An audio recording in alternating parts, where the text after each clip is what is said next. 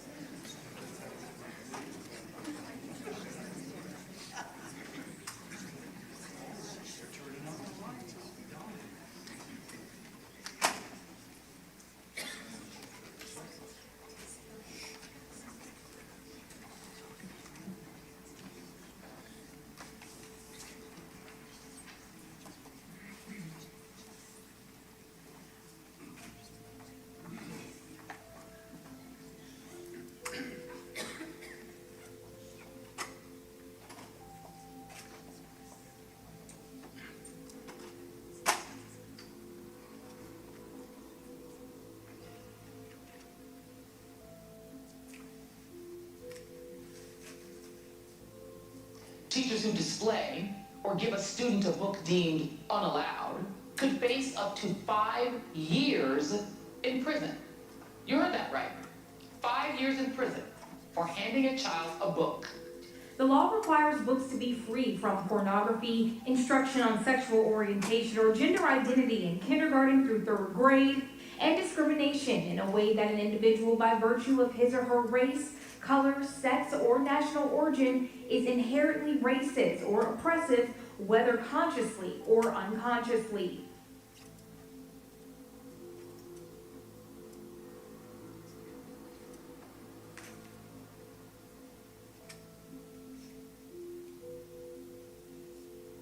Flamer by Mike Curado was found in Broward, Collier, Hillsborough, Marion, Seminole, and Volusia County schools. The camp the boys go to in the book has an island that the book says looks like a frying pan, but we're all certain it looks like a balls. It also contains a shower scene with a group of boys where a young man gets an erection. Another where a boy watches porn and asks, "Why is there so much hair?" while noting that those are so big. And if none of this causes you to pause, there's another section where a group of boys masturbate together and are pressured to ejaculate into a bottle.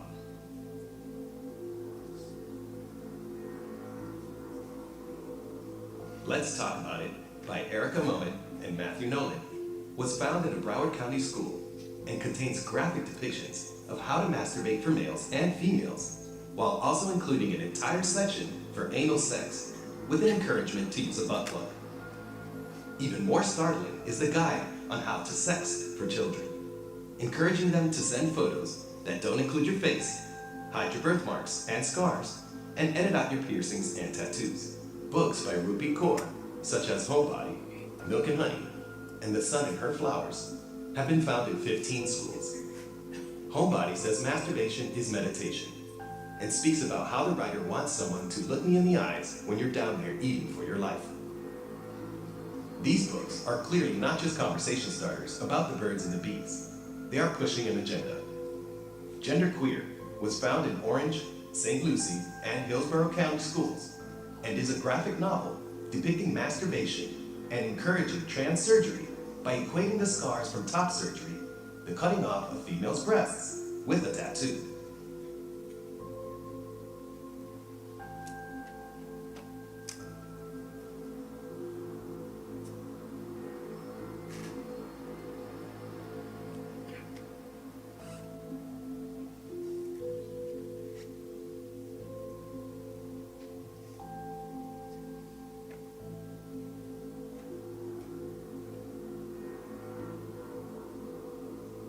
Let me ask you, what does Governor Ron DeSantis not know about Black history and the Black experience when he says that slavery and the aftermath of slavery should not be taught to Florida school children? I don't know what he knows and what he doesn't know, but I know this. noting their concerns with the current syllabus for a new advanced placement course for Florida's high schoolers called AP African American Studies. The state education board citing issues with 6 topics in the syllabus, including coursework on the reparations movement, Black queer studies, and movements for Black lives. A spokesperson for Governor Ron DeSantis says the course was rejected because it, quote, lacks educational value and historical accuracy.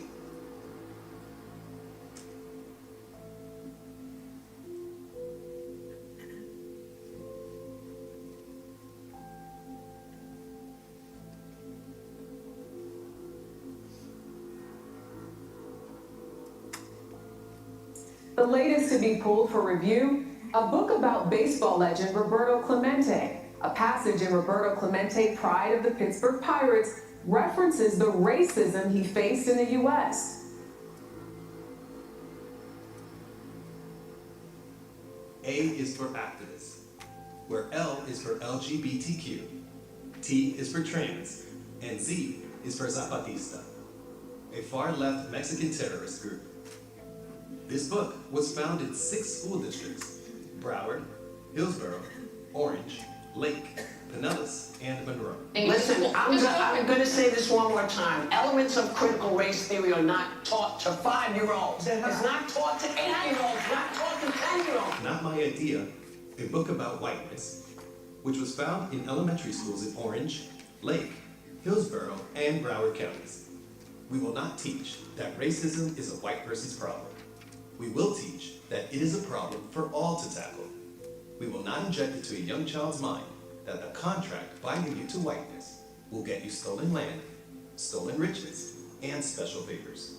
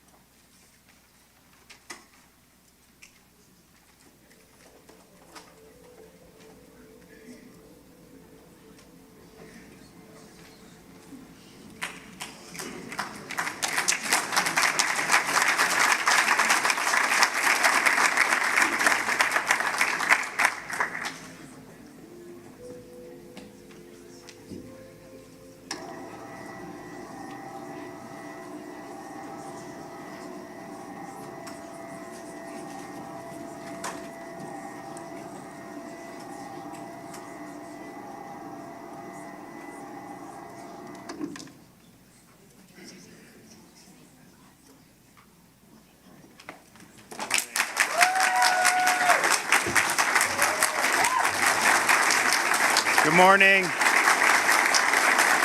Thank you. Good to be back. Thanks so much. Hello. How are you doing? Good to see you. Nice dress. You look pretty. What? Okay. Thanks for coming. Well, thank you all for being here. I didn't have to view what you just viewed, so I'm glad I didn't. But I think that we need to have truth prevail. And so today we're going to be exposing, we've already exposed with that video, I think, this idea of a book ban in Florida, that somehow they don't want books in the library. That's a hoax. And that's really a nasty hoax, because it's a hoax in service of trying to pollute and sexualize our children. We'll also talk about the Black history hoax, the idea that somehow we're not teaching about that, and not teaching about things like racial discrimination. So we're going to go through all of that. We've got some great folks here with us, and I want to recognize them. We have Manny Diaz, who's our Department of Education Commissioner in the state of Florida. Tia Bess from Northeast Florida. We have Julie Gebhards, a parent from here in Hillsborough County. From the school board here, Dr. Stacy Hahn, welcome. And her fellow school board member from the other side of the state in Broward, and I don't know who has it more difficult wading through those on those boards, but Tori Alston from Broward County. And then we have from the Central Florida Urban League, Glenn Gilzine, so thank you for coming.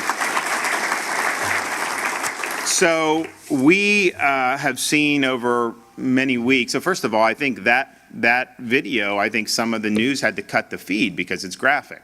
And we've heard different things put out. There was a Duval County school video where they took a video of empty bookshelves and they say the state of Florida doesn't want books, you know, they're trying to censor books and all this stuff. Turned out that was a hoax. Turned out that individual who did that in the school system was fired. You've also had other things where they've tried to say that you're not allowed to teach certain basic things that we require. Some of those folks have been put on discipline and will likely lose their jobs. So a lot of that, what's been going on, is an attempt to create a political narrative. And it's a false political narrative, and that's bad enough as it is, I guess. But for me, the important thing is that's a false narrative in service of using our schools for indoctrination rather than education. And we've drawn a very firm line in the sand in Florida about that. We believe in strong, rigorous education. We believe in the rights of parents to be involved in the education of their children, and therefore have enacted curriculum transparency legislation so that the parents know what books are being used in the classroom, what books do their kids have access to, and then they have procedures where they can say, wait a minute, you know, some of the stuff you saw up there, that is pornographic. Why would we have that in a media center with 10-year-old students? It's just wrong. And a lot of parents now have been empowered to make sure that these are appropriate environments. I mean, we have 6, 4, and 2-year-old at home. I just think parents, when they're sending their kids to school, they should not have to worry about this garbage being in the schools. They should just know that you're going to get a good education. We're going to do well to really do the basics and have our kids succeed. That's what they want. They don't want the garbage. And the idea that that's even in there is inappropriate for these young kids. But they are using your tax dollars to put that in. How is that an appropriate use of taxpayer dollars to put that in? So what you've seen is a lot of false narratives put out. And I think, though, there is a concerted effort to bring some of this sexualization into the classroom, particularly in these young grades. I mean, we did do Parents' Rights in Education bill, I think as many of you know, but even when you're talking about 12, 13-year-olds, to see some of that stuff in there, I think most parents would say absolutely not. You know, parents can have those discussions when they think it's appropriate with their kid, but to have that is wrong. And we've been very clear about that and how we're gonna handle that. You've also heard some things about the ability or the availability of African American history in Florida. And this grew out of, there was a proposed course that the College Board was sending to different states. It hadn't even been approved yet. And they were soliciting feedback, so it's still in the experimental stages. But our Department of Education said, this is rejected. It clearly goes against our standards about opposing ideological indoctrination. And so we identified the reasons why. So you just tell me whether you think this is something that is appropriate for an African American history course. So they had a thing about queer studies, right? They put that in this course. And this is the quote from one of the readings there, quote, "We have to encourage and develop practices whereby queerness isn't surrender to the status quo of race, class, gender, and sexuality. It means building forms of queerness that reject the given realities of the government and the market."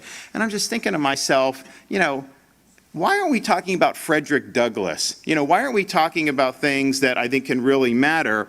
And so you had a whole bunch of other things. A lot of this was informed by, I would say neo-Marxism, heavy ideological bent. And so that clearly is not something, that we're going to do. But what they would say then is, because this ideologically driven course was not something that met our standards, that somehow Florida prohibited teaching anything about Black history. And that is not only not true, Florida law does the opposite. We require that. All the aspects from the colonies all the way to the present. And in fact, since I've been governor, we've expanded that. We did the 1920 Election Day riots. We now have that as being something that has to be discussed, as well as the impact of Jim Crow laws. And so we did a law last year called the Stop Woke Act, Stop Wrongs Against Our Kids and Employees Act, and it was employment protections, that if you go to work, that you don't have to sit through a discriminatory training. You have a right to opt out about that. We're litigating that. We'll eventually win on appeal like we normally do. But then also K-12. We're not going to do things like critical race theory. And so a lot of people were happy that we did that. Some people tried to criticize. But what we also did in that bill is we required the state of Florida schools to provide instruction about prejudice and racism throughout American history. We actually didn't necessarily have it that strongly in our law prior to this. And so when they say things about, oh, we have to take a book about Hank Aaron out because he talks about suffering racism and that would violate the Stop Woke Act. Understand, they're lying to you. That is not true. And in reality, none of those books had to be removed. It was just it was a fake hoax. But not only would it not be removed or violate standards, it actually tracks with us saying we need to teach these stories. And you know what else we did in the Stop Woke Act? We required teaching stories of inspiration regarding, Floridians, but particularly African Americans. And I think that's a better way to lift people up. Showcase people that have defied the odds and have made great contributions. Don't tell somebody that you're oppressed and you have no chance in life. Why would you work hard if you don't have a chance to be able to do? So it's a positive view. It's showing that people have been able to break down barriers and do great things. And I think that is the way we need to be doing it, rather than always trying to say that the country's bad and all that stuff. Yeah, you got to teach. The facts are the facts, the history's the history. But I think our entire history regarding not just Black history, but everything, been a lot of obstacles, been a lot of examples when those ideals weren't always lived up to. But people fought and people were able to ultimately win in the end across a wide variety of these issues. So I think that is a great posture. So here, though, when they talk about the Stop Woke, here's what it actually does prohibit in terms of what we're doing. And if anyone in this room thinks any of this is appropriate, then raise your hand and let's have this debate right here. So what the Stop Woke Act says is, we're not going to teach our kids that they are inherently racist on the basis of their race or color or natural origin. Does anyone think the babies are born racist? I don't think so. I think they're told either to respect people or not, and that's how you end up with this. The other thing we say is in the law that we are not going to teach that any one race is inherently superior to another race. Is that something that we want to be teaching our kids? I don't think so.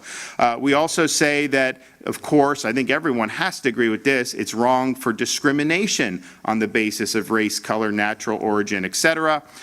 Also say in the Stop Woke Act that it is wrong to teach that concepts like merit and hard work are basically racist concepts. In reality, we believe merit and hard work are important so that people are able to pursue happiness. The fifth one, not allowed to impose responsibility for the past actions of members of the same racial group. So you have somebody in a classroom now, go back 200 years, someone may look like them. They are not responsible, some first grader sitting in the classroom for that. And then finally, no classroom instruction on collective guilt for acts committed in the past. It's wrong to identify somebody who's just a young kid going to school and saying they're guilty of things they had nothing to do with. So I don't think any of that, honestly, is that controversial. I think that that does prevent some of the ideology from getting in, which is really what we're trying to do. But on its face, I would very, very much doubt that you would find very many people who could stand up and make a case. But that's why you have things like this hoax, because they don't want to argue on the merits. And so they want to have this stuff with this AP course that has a lot of the ideology. That's what they want to have in there.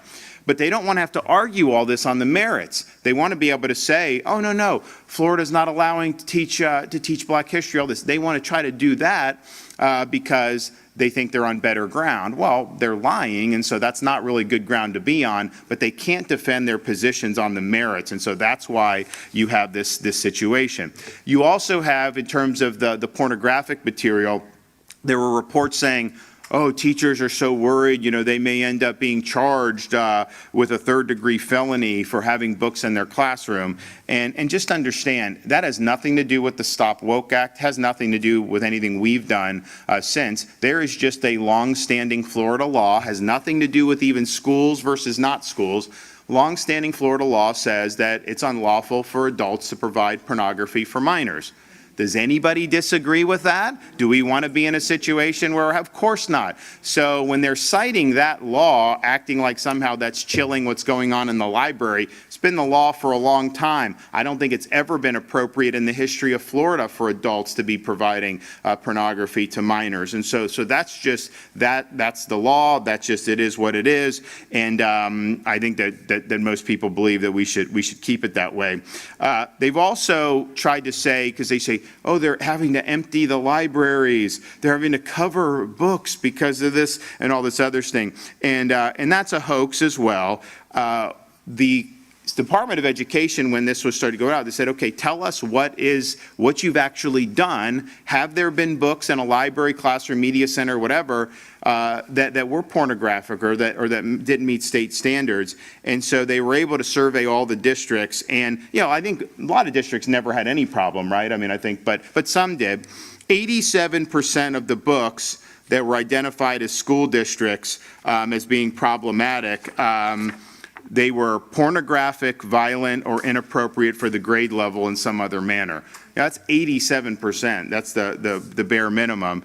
And then there was a single school district that had 19 books that had violated the standards, but 94% of those books were removed from media centers. They weren't even in the classroom libraries, which is a good thing to do. And so there have been 23 districts that have had violations, mostly involving pornographic material, but the Department of Education went to, I think it was Duval County, said, hey, wait a minute, you have a beef with Hank Aaron or Roberto Clemente, where are you getting this? Why can't we learn about that? Where in our law does it say? And of course, they didn't have an answer. I said, no, we're not taking Hank Aaron out, we're not taking Roberto Clemente out. And look, if our kids only learned about Roberto Clemente and Hank Aaron, I think they'd probably do okay if you just studied their lives. So that's a hoax. That's a false narrative that they're trying to do. And when you were in, I know Duval County, what they did was they kind of waited to even indulge and follow the law for a long time. And so you ended up with a situation where kind of at the end of the period when they said, oh, we got to take all these books and review and all this stuff. And that wasn't necessary the way they did it. They chose to do it, I think, to try to get more maximum impact in terms of what we've been able to accomplish. And so we're going to hear from some other folks who are in this fight. But I think at the end of the day, we need to make sure that our education system is bringing us together. When you start putting that garbage that you saw in there, that is wrong. It's also very, very divisive for the community because parents look at that and they feel like they're sending their kids to a place that is waging war against their own basic values. And we can't have that in the state of Florida. So I'm glad that these folks are working on this. We're happy to be here to be able to say these reports, and we were cataloging them in real time, and you see them even on national television. They will say things like, Florida does not want students to know that there was slavery in the United States, which is just an absolute lie. And are they not doing the 2 minutes of research to go? I mean, you can go on our Department of Education website. They list all this stuff out. Or is it just, the narrative is too good to check and they just want to go ahead and do it? Yeah, they know guys like me will come by and debunk that, and a lot of people will then look and see, okay, well, if it's in Florida law, why is MSNBC or some of these saying this? And some people will then say, yeah, you can't trust them, but very few people trust these people anyways now as it is. And so I think they're preaching to the choir, trying to they could just get it to take hold amongst a small segment, then basically they think that mission will have been accomplished. But we're going to fight back. We're going to make sure we're speaking the truth. But the important thing is not that there's, that the hoax is there in and of itself and these are false narratives. I mean, that is important, but it's a false narrative in service of trying to use the schools for an inappropriate purpose. And so ultimately, it's the well-being of our kids that is at stake here, and we're going to continue to put parents and students first. We believe it's important, and we look forward to being able to continue that. Okay, got some more folks here that are going to come up and say a few things. So first, we have Manny Diaz, our Commissioner of Education.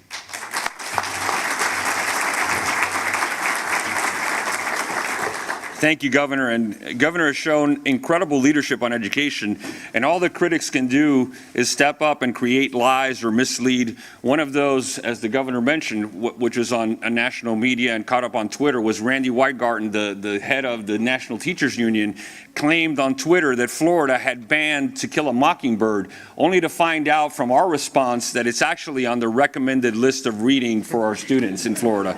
So you can see where the governor is getting at. They will say we're banning books. The Florida Department of Education does not ban any books. That's a lie. It's never been true. The Department of Education has never instructed any district or school to empty or cover bookshelves, as the governor mentioned. These rumors have been bolstered by fake pictures, videos circulating on social media for clicks. And sadly, some news media have reported the obviously false stories. One of those stories, as the governor mentioned, is the Roberto Clemente book, which is a 40-page picture book about the baseball and the life of Roberto Clemente, really an American hero, not only on the field, but for his endeavors and his humanitarian missions. And we come to find out that Duval County was saying that the book was being banned, and the media was pointing to us, pointing at the governor. So I wrote a letter to the superintendent and said, what are you doing with this book, with Roberto Clemente? This book needs to be put back on the shelves. It's necessary for our students. And magically, the next morning, they said that this book was approved, the Hank Aaron book was approved. So you go to see that all they're doing is try to use this to create lies and attack our governor. What is true, however, is that pornography is absolutely prohibited from our school libraries. You heard that the governor mentioned that that is not new. That's been a statute that has been on the books in Florida. And even if this pornography comes in cartoon form, which we probably saw in some of the videos, it's still not okay for our kids. When the fact that the media on TV has to blur out the images or remove them because they might face fines, who thinks that that would be okay to have at any of our schools, especially our elementary schools? So removing clear instances of pornography and sexually explicit materials, often within arm's reach of our youngest kids, is not book banning. It's protecting our children from harmful materials. The governor gave you the stats from the survey we did at the department. The majority of these things are pornographic, clearly, without a doubt. Any rational person can see that. And the fact that we have hundreds of individuals that have education certificates at our schools, they should be able to see that as well and know what books fall into that category. So education should be focused on academic excellence, the teaching of the truth, not indoctrinating children to become political activists. Our mission is to protect the tried and true historical approach to education that is presenting children with historically accurate content. And they can make their own great decisions and their own perspective. We must use this historical approach that has been part of our country for a very long time, and it's actually what's made our country great. It's served us for generations. Unfortunately, ideology has corrupted much of the education, gotten us off track, and you can see that the critics will continue to point at both book banning and these materials that are clearly pornographic, and also they want to talk about critical race theory and try to make it part of African American history. It's not.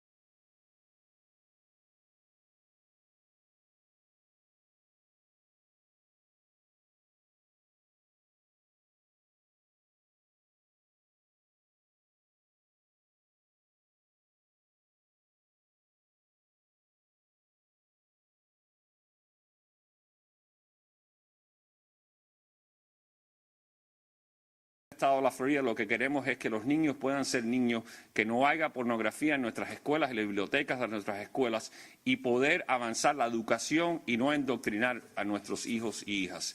Así que le doy gracias al gobernador. Thank you, Governor, for your leadership and continuing to have Florida be the education state. All right.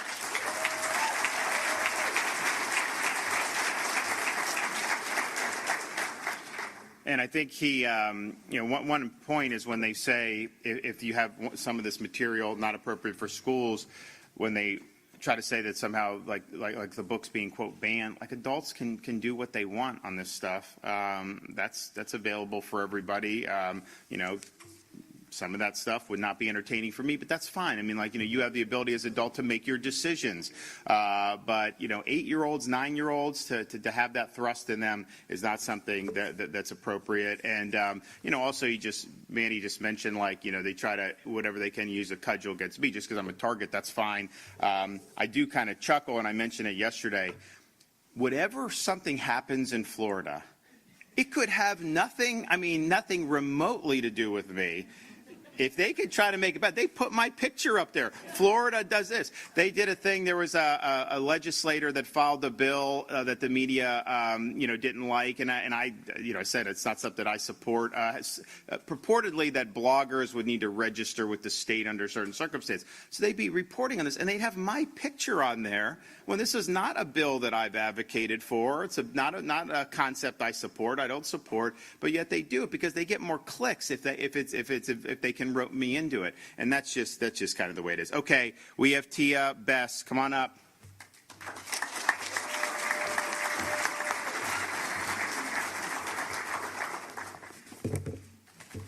Just a minute.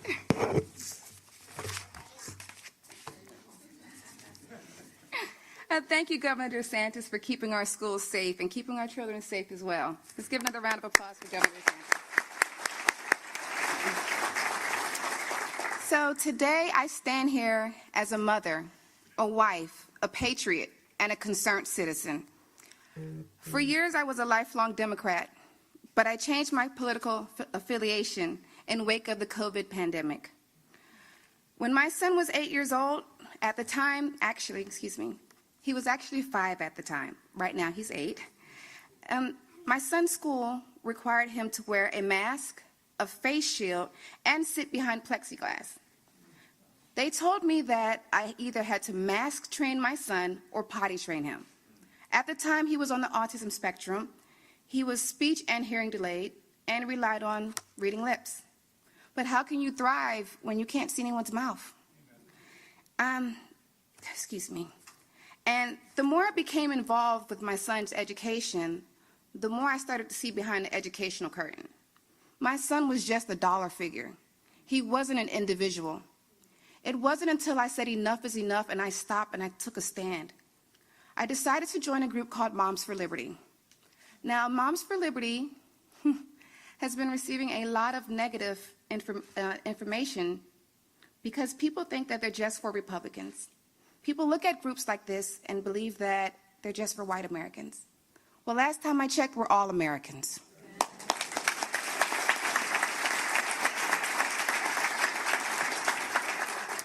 The more that I spoke out, the more that myself and my children became a target. We had a sitting school board member in Duval County refer to me as a token person, which is a racial slur. Does it make me a token because I want to stand up for my son's rights? Does it make me a token because my son has autism and he deserves to have the same chance as every other little boy and little girl that are born typically developing? My son deserves that right, and I decided to fight for him. But because I went to school board meetings and kept on speaking up, I was labeled not just a troublemaker, but also someone who was considered an Uncle Tom. This is my country.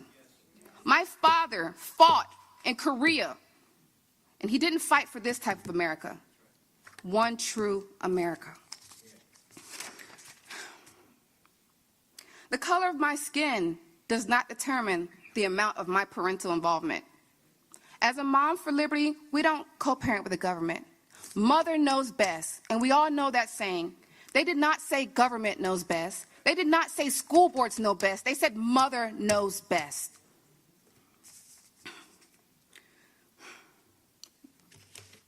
I'm going to tell you a tale of two counties. See, we had to flee, and we are technically political refugees in our own county. I don't know, to think about it in America, right? We were being persecuted in our county for our beliefs, for standing up for the truth. And at the end of the day, we have to save the children. It's all about the children. They are our future. They are depending on us to stand up right here and right now. And when the history books are rewritten, what side will you be on? The books that I have here are very interesting. My daughter actually went into the school's library, because we changed counties. My daughter went inside the school library, and she found the book called A Court of Mist and Fury. She took a picture of it. She sent it to me with the school's barcode and my daughter's hand, and I'm sure I know what my daughter's hand looks like. It was not photoshopped. And we had a school board member tell us that this was misinformation. Well, I'm tired of that word, misinformation. It's called the truth. I have two things in my hand. I have a hustler. Sorry, that's my mom. Hi, Mom. I have two things in my hand. I have A Court of Mist and Fury. I have my daughter holding the magazine as well, the book, and I brought her with me. But I also have a Hustler magazine. You can't say that word. But what I want to show you is that neither one of these things that I hold in my hand is appropriate for a child under 18. When you go to a movie theater, you have to be 18 to watch a rated R movie, right? You have to be. That's my daughter clapping. When you buy an explicit CD, there's a warning on it. Where are the warning labels for these books? We all know that Grindr is an adult app for 18 and up. Why are books telling you how to upload pictures on Grindr? Inappropriate. We have to stand up and save our kids. So, as I stand here today, I have spoken to school board members. I stand fearless with my governor. I have a confession. Governor DeSantis, I didn't vote for you the first time.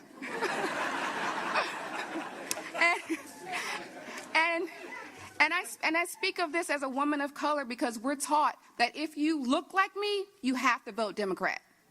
We're taught that in schools. We're taught that Republicans only care about the rich. Republicans are only white and well off. That's incorrect. That's misinformation if we're going to use that word in proper context.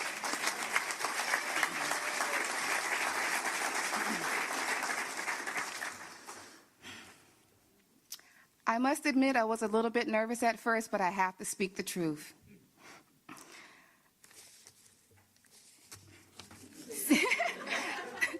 CRT does not belong in schools. It does not. And for myself, at first, I would watch the news and I said, what is CRT? I have kids. I have 3 kids. I have a farm. I have chickens, pigs, goats. I have a lot on my plate. But I had to do the research myself. Every American needs to do their own research. Don't just take the fake news and believe it. Do it for yourself. Don't take my word for it. Go buy these books yourself. We're not banning books. However, parents need to be aware of the information. We need more people in office, just like Governor DeSantis, that supports parental rights, that supports transparency in education. This is what America needs. Thank you very much. Outstanding. Thank you. Great job.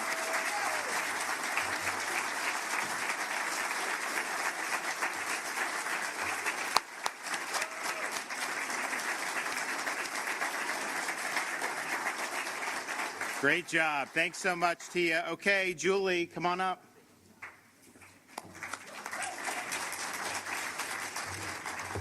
Well, good morning. It's an honor to be here, and I have a heightened appreciation for the opportunity to speak in a setting where I don't believe my mic will be turned off. My name is Julie Gebhardt, and I'm a mother to 6, and I have been one of those parents making regular visits to the school board. It's just a block away from here in Hillsborough County. So 3 years ago, as a parent with 4 kids in public schools, I had my head in the sand. I just would have never believed it until I saw it. My 15-year-old daughter came home from school and asked me to buy a book for her English class. No one could have prepared me for the review that I found online. Quote, graphic detail is given about the incestuous rape of an 11-year-old.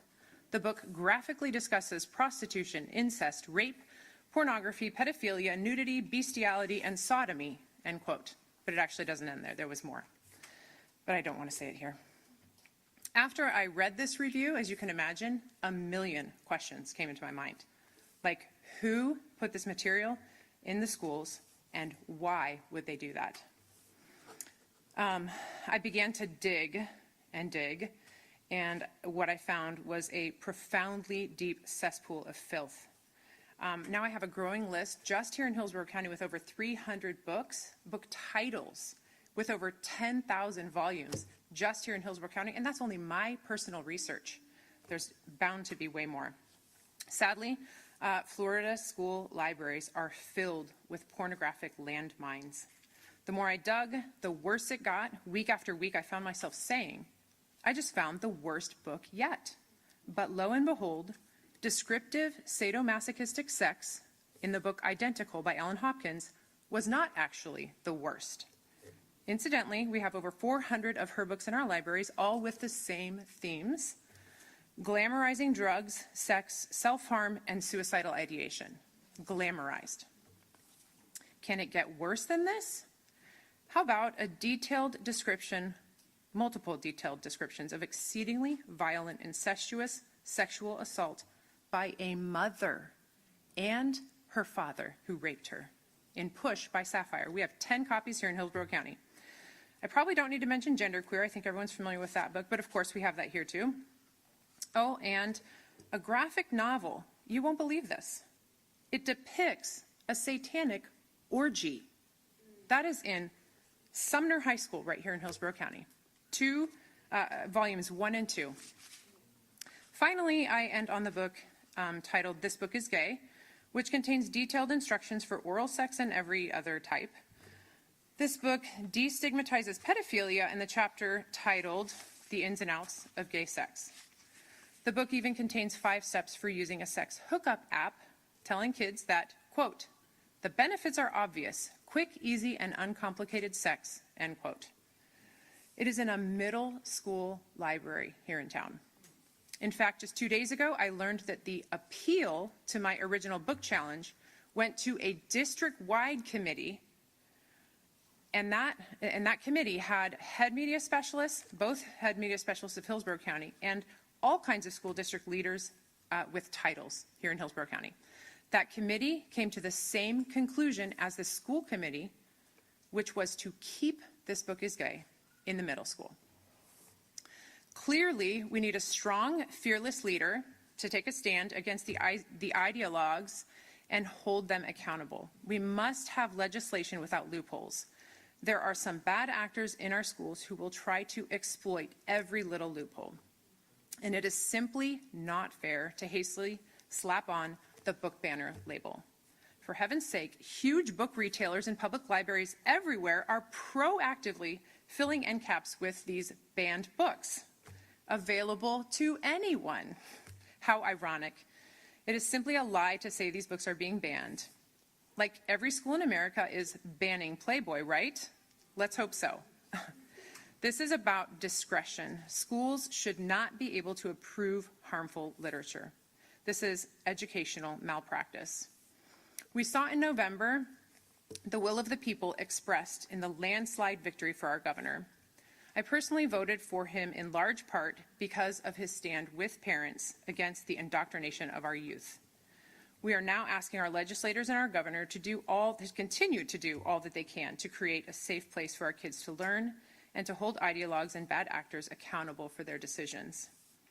Thank you, Governor DeSantis, for giving a megaphone to parents who have had their mics cut off. Thank you for fighting to protect children from school libraries that are filled with pornographic landmines. Thank you for maintaining common sense. Lastly, if it can't be printed in a newspaper, if it's illegal to hand to a child outside of school, if it can't be posted on social media, which ironically you'll be banned if you do, if it can't be shown on the news, and if it's blocked by the server from reaching the Department of Education because of the explicit content, it should not be offered to children. Thank you. And Governor DeSantis, the parents of Florida, thank you. Thank you. Great job. Thank you. Okay, Dr. Stacy Hahn, Hillsborough School Board.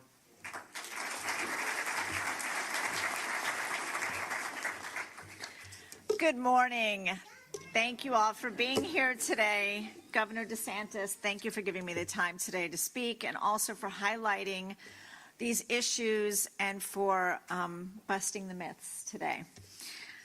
So when I am a Hillsborough County School Board member, and when I watched the video today and I listened to Julie just now, and I hear about these books being in Hillsborough County Public Schools, it not only makes me sad for children and parents, but it makes me very angry as a parent and a school board member. Sexually explicit material has been something I've been fighting against for the past year, specifically, obviously, in our schools. Working with organizations like CCD Florida, Lee Cardin, working with Julie Gephardt, who comes to every school board meeting. Thank you, Julie. You have a family of your own. This takes time away from her family. Your passion is inspiring to me as a school board member. It is very difficult to be in the minority on a school board. As much as I fight, I have one vote. So that's, a lot of the times, that is why you see Hillsborough County on lists where these books can be found. I have been working with countless individuals in our community, and I've been speaking with parents all across Hillsborough County who are very concerned. Parents entrust schools with their children. They trust that we'll keep them safe. They trust that we'll teach them how to read and write and do math and understand science and be good citizens. And I work very hard to do that each and every day. What they don't want is their children to be exposed, and they certainly don't expect them to be exposed to pornographic material and highly sexualized books. They don't want their children sexualized when they go to school. So I can assure you that I will continue to fight the fight, ensure that students go to school and they're kept safe, and I'll continue to work with organizations, families across Hillsborough County, across this country, and hold this district and the superintendent accountable when we do find these materials in our schools. They're not in high schools and just middle schools. We have K-8 schools where these books are in those libraries. And I often ask our district superintendent and staff, how are you ensuring that a first grader isn't pulling these books off the shelves in a K-8 library? And I don't get a very clear answer. There is no safeguard in place. That's concerning. As a parent and a school board member, I do want to thank the governor today for being here, for protecting children, for protecting parental rights. I also want to thank him because I'm so proud to say I live in Florida. I'm proud to live in a free state that is a beacon of freedom for states across this country. So I just want to thank you all again for being here, for putting up the fight, for working together to protect our children. And I promise you, I will continue to do the very same thing from the dais as a Hillsborough County School Board member each and every day. Thank you again, Governor DeSantis.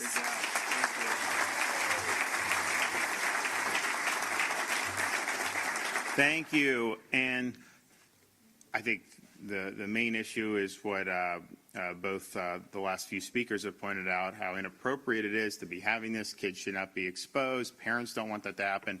But, it's also an opportunity cost with the school. Every minute you spend focusing on some of this pornographic stuff, that's less time you're spending on doing the things that really matter to our kids in terms of them getting the education they need and math and reading and all these other things.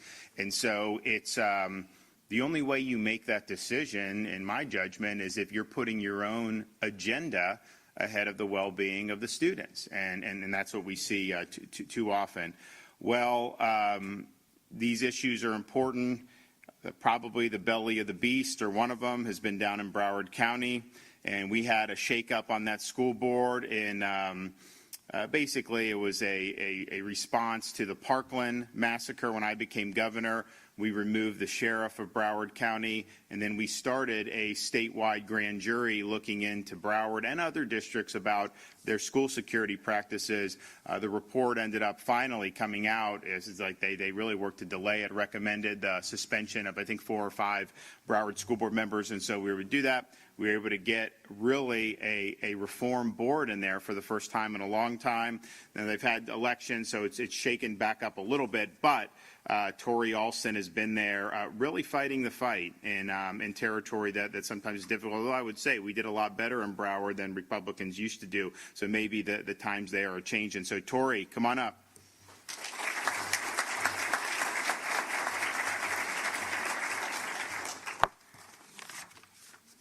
Good morning, everyone, and thank you, Governor. I am honored to join you for this conversation. I am honored to stand with you today as we clearly correct many of the false narratives that I've heard around the state and around the country, and particularly down in South Florida. As a former Broward County Commissioner and former chair of the Broward School Board, and still serving on the board, Governor, thank you. I know your heart, Governor. I've seen your bold vision, having worked under your leadership in state government. In Broward Public Schools, I too have seen inappropriate material in our classrooms, and I'm proud that we remove graphic material that no one in elementary or middle school should have been exposed to. As a father of a 7-year-old and a 5-year-old, and just like other parents, we know what's best for our children, and we trust our kids, and we must continue to empower our parents. Let me be clear. The narrative also on, quote, book bans on Black history or key Black leaders in our public schools is completely false. In Broward schools, the nation's 6th largest school district, Governor, it's completely false. And I know personally. As an African American leader in South Florida, I have been very clear. This administration supports African American history, as we know that actual African American history is a significant part of American history. This administration supports Black history, women's history, Hispanic heritage, along with so many other key parts of our country's rich history. As one of several conservatives on the Broward School Board, I can attest, Governor, and you're right, that the law was passed back in the mid-1990s mandating African American history instruction in all school districts, and it is alive and well. In Broward County Public Schools, we are 100% compliant. I know the governor and this entire administration supports following state law, and I will continue to work with my colleagues down in Big Blue Broward, but we've cracked it a little bit, Governor, to ensure that we do our part. Governor, you can count on us down in Broward. As I close, Governor, thank you for again being very clear that sexual and graphic material has no place in our classrooms. Thank you for your boldness and leadership, clearly outlining that inappropriate material has no place for a 1st grader or a 6th grader.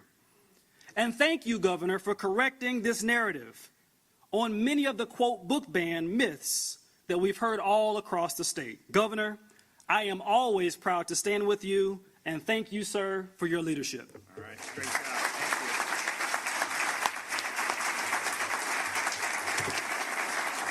you. Okay, Glenn Gilzine, Central Florida Urban League.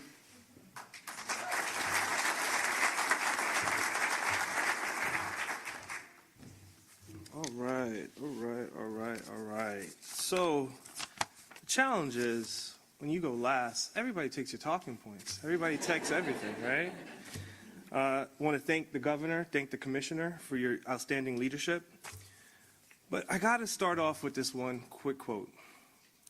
There comes a time when we must take a position that is neither safe or popular.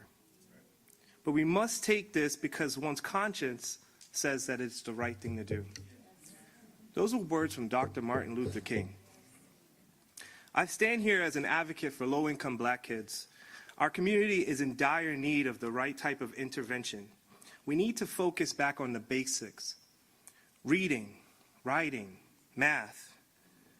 Here are the facts. Yeah, that's true.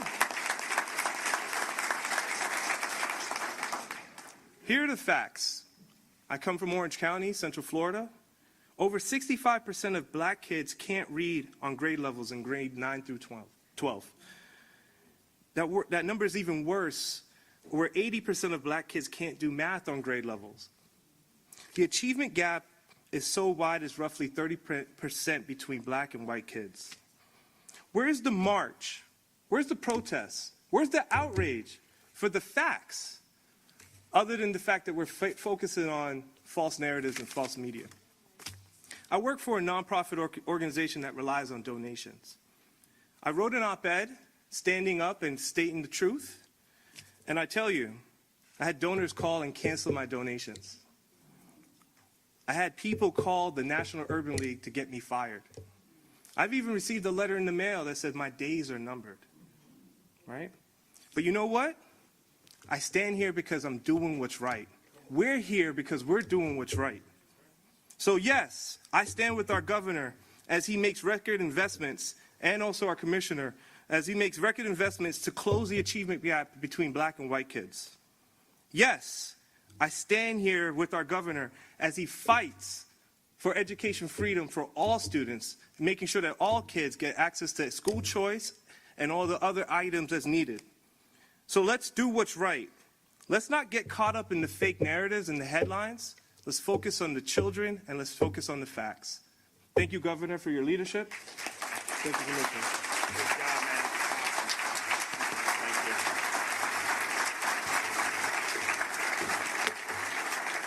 Thank you. Well, I just say, I think we've had an excellent group of speakers today. I think it's all been very persuasive and really, I think, invigorating and unifying to say that we've got a lot of work to do.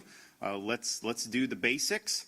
Let's get the basics right in our schools and make sure that our kids are able to thrive. And let's not allow the type of stuff that you saw on that screen before we started this press conference. And I think if we had the entire state of Florida somehow either sitting in here or watching that, I don't think there'd be very many people who, honest to goodness, believes that what was up there is appropriate for our schools. So I said we just started the legislative session yesterday. We were able to, we've got big opportunities ahead of us. We have are in kind of an enviable situation as a state. I mean, we're the fastest growing state, #1 in net in-migration, #1 for education freedom, #1 for new business formations, #1 for economic growth amongst large states, second lowest tax burden, second lowest debt burden, big surplus, on and on and on it goes. And honestly, we could just rest on our laurels if we really wanted to, but that's just not the right thing to do. So we're going full speed ahead. We've got great stuff on the horizon over the next few months. And as I said yesterday, you ain't seen nothing yet.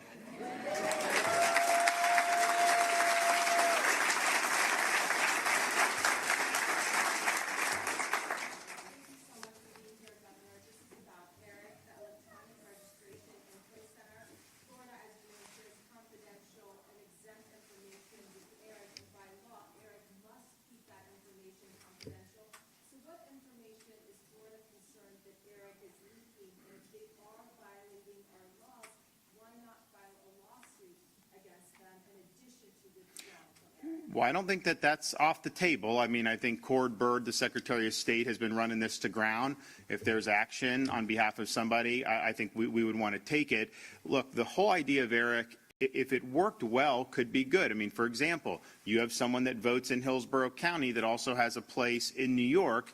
If you have Eric, you can figure out pretty easily if they've also voted in New York. So that was why we joined it, because we didn't want to see double voting.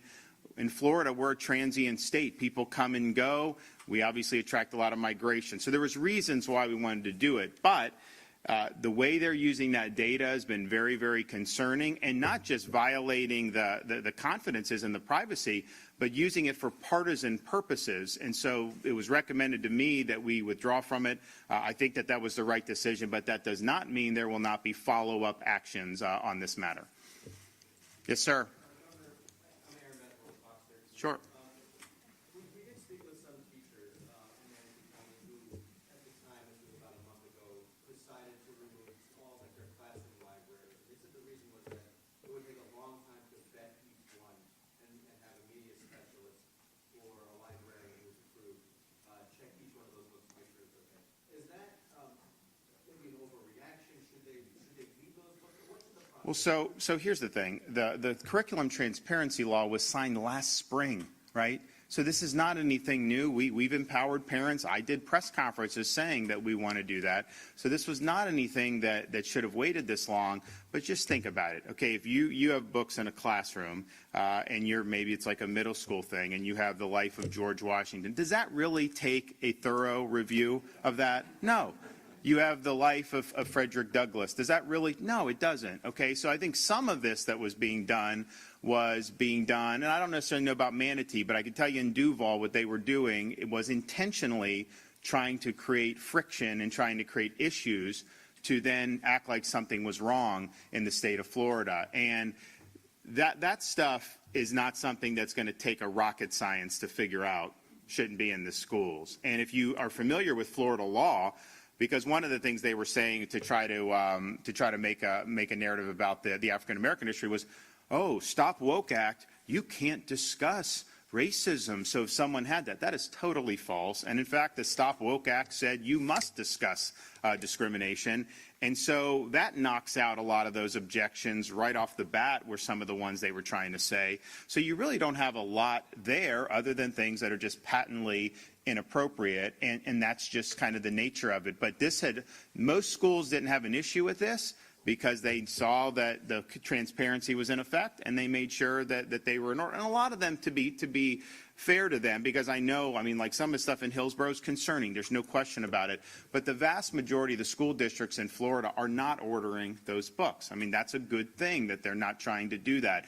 So we're focusing on some of the problems, and we need to rectify those. But we should also just point out that the vast majority of school districts have been doing it right, and they've been sensitive to what's appropriate and not appropriate, and I think the parents are pleased in many parts of the state. Yes, ma'am.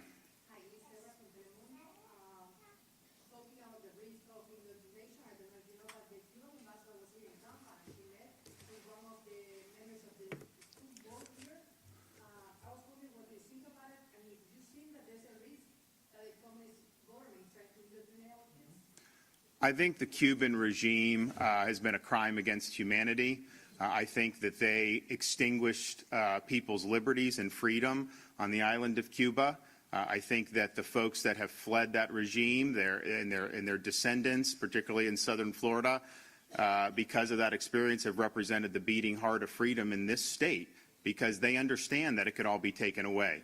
And so to wheel in a Cuban ambassador who's an ambassador from a corrupt totalitarian regime and acting like we have anything to benefit in Florida from that, no thank you. I think they should go back to Cuba where they belong.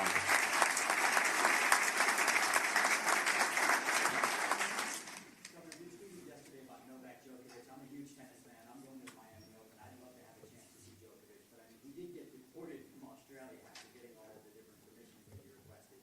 If he did somehow chance it and try to come to Florida by boat to participate in the Miami Open, first of all, have you been in communication with his team about the possibility of doing this? Secondly, do you have the authority to grant him basically safe passage into Florida?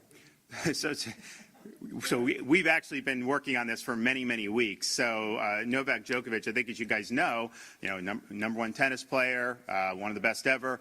he is being discriminated against because he didn't take the mRNA COVID jab. And he never wanted to do it from the beginning. And you know what? There were people in Florida who never wanted to do it, and we fought for your right to make that choice without losing your job or having this stuff. And so not only has he not wanted to take it, we now have the data to show these booster shots aren't preventing you from getting infected. People get infected anyways. And so, you know, it's like, okay, now you have this rule, and we're one of the only countries in the world that has this rule that you have to show shot records to come in as a foreign visitor on an airplane. Never mind, Djokovic has already had COVID. You know, there's something called natural immunity, which the CDC didn't want to recognize, but we all know is a fact of life. And so he poses zero risk to the United States, zero risk to the state of Florida, and zero risk to Miami. So he should be allowed to compete. Now, I would run a boat from the Bahamas here for him. I would do that 100%.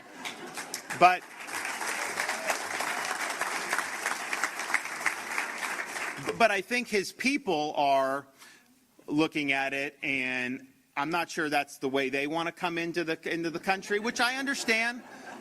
I think it'd be a great moment, but you know, nevertheless. So, but we've looked at the rules, and this is all executive fiat. Congress never passed any of this. You know, they wanted to take your job if you didn't get the shot. Congress never passed that. That was executive fiat by the Biden administration. That's not the way this country is supposed to be governed. But so that's what the rules are of what they laid down. So we think that coming by boat may be okay, even under Biden's existing framework. So I've written a letter saying, let him come in. But if you're not letting him come in by plane, at least confirm to us, not really because I care, but I think his camp wants to know, that he could come by boat and it would not be in violation of anything that you've done. And so we'll wait on a response on that. But at the end of the day, how unscientific is it to impose this ridiculous mandate? And the thing is, the state of Florida, we thrive off a lot of the foreign visitors and the tourists. This has put a crimp into that, because there's people on the matter of principle that don't want to have to show their shot records either way. And you know, I get invited to visit foreign countries all the time, and we haven't done it since COVID, because the first question I ask is, you know, are they going to require us to test or show papers or anything like that? I'm not doing it. I'm just not doing it. And I know a lot of people feel the same way.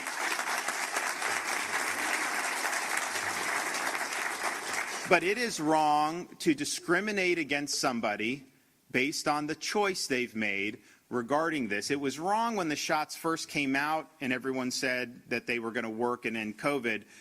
It was wrong then, and we said that then. We actually banned vaccine passports in early 2021 in Florida. We were the first state to do that, because you have people, I mean, I had a lot of people that were just, you know, between 18 and like 45, not at high risk. Many of them have had COVID, and they're telling me, like, I don't want to do this. But yet, if I don't do it, if they start having passports, what, I can't go to a movie theater or a game? And that's what they wanted. That was the vision, Fauci's vision, to basically marginalize people who didn't bend the knee. And so we rejected that. But it is wrong to discriminate against people on this basis. And it's especially wrong today, after we've been through this for a couple years, and after we've seen massive waves occur even amongst people that had gotten shots and boosters. And so let's just get real here. It's wrong to discriminate, period, on this basis.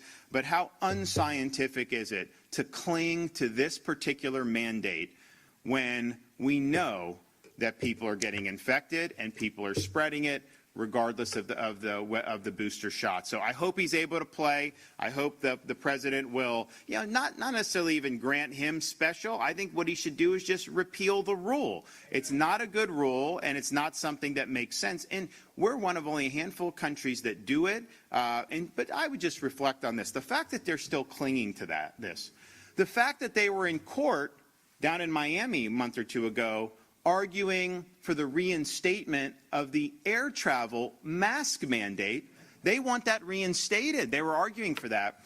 You know, the fact that they're still trying to do that, what I think that could tell you is, if it wasn't for Florida standing up and saying no, they would have won on those issues and so many more issues. We would be in a situation where you would have to be showing these papers to go to a different state or all these other things. I mean, we would basically be in a biomedical security state, and Florida was the impenetrable roadblock to the Faucian vision that they had for this country. And so it's not just, yeah, I had to lead the charge, but we had a lot of Floridians who took pride in us bucking these elites and us saying, not on our watch. Okay, thanks, everybody. Thanks,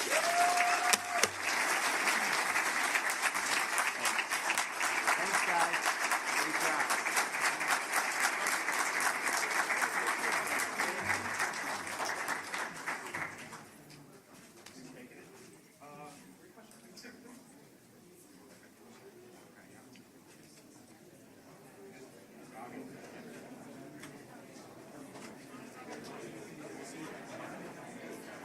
You want to get some.